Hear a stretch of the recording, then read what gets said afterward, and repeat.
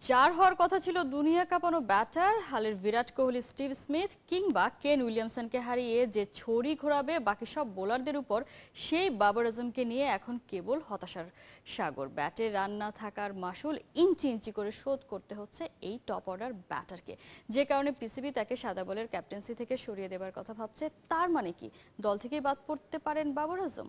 উত্তর জানার চেষ্টা করেছেন খালিদ জামিল।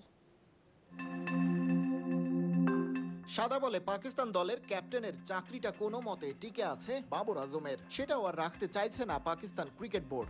এরই মধ্যে তার শক্ত আভাস দিয়েছে তারা। দেশটার ঘরোয়া ওয়ানডে কাপ শুরু হচ্ছে কদিন বাদেই, সেখানে কোনো দলের নেতৃত্বেই রাখা হয়নি বাবরকে। ওদিকে কানা ঘোষা শোনা যাচ্ছে পাকিস্তানের অস্ট্রেলিয়া সফরেই ক্যাপ্টেন বাবরকে রিপ্লেস করা হতে পারে। আর একাধিক গণমাধ্যমের সূত্র বলছে সেখানে দায়িত্ব নিতে চলেছেন মোহাম্মদ রিজওয়ান।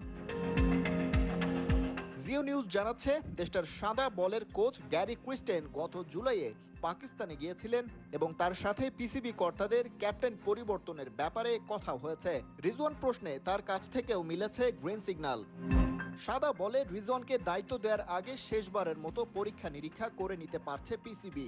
আসন্ন ঘরোয়া ওয়ানডে কাপে তিনি উলফস দলের নেতৃত্বে দিচ্ছেন। পাকিস্তান টেস্ট দলের ভাইস ক্যাপ্টেন সাউদ শাকিল অধিনায়কত্ব করছেন ডলফিন্সের। শাহিন শাহ আফ্রিদি লায়ন্সের ক্যাপ্টেন, শাদাব খান লিড করবেন প্যান্থার্সকে, আর মোহাম্মদ হারিস স্ট্যালিয়নের ক্যাপ্টেন। অধিনায়কদের তালিকা থেকেই বোঝা যাচ্ছে লিডারশিপ ইস্যুতে নতুন পথেই হাঁটতে চাইছে পাকিস্তান।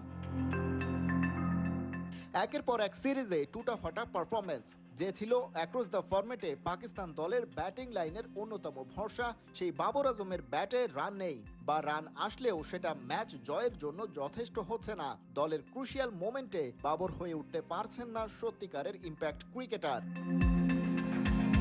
টেস্ট ক্রিকেটে বাবর সবশেষ 50+ ইনিংস খেলেছেন 161 রানের। করাচিতে নিউজিল্যান্ডের বিপক্ষে সেই ইনিংসটা অনবদ্য হলেও এসেছে 2022-এর ডিসেম্বরে।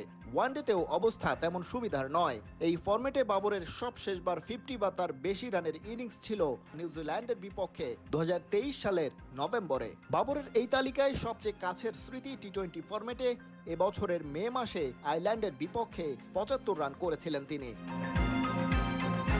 কদিন আগেই বাংলা ওয়াশ হওয়া সিরিজে এই বাবরের পারফরমেন্স চূড়ান্তভাবে হতাশ করে পিসিবিকে। ওদিকে হাতেও বিকল্প মোটামুটি রেডি, কারণ 3 ফরম্যাটেই কম বেশি রানে আছেন রিজওয়ান। সে কারণেই বাবরকে নেতৃত্ব থেকে সরিয়ে দেওয়ার সিদ্ধান্তের খুব কাছে পাকিস্তান ক্রিকেট বোর্ড।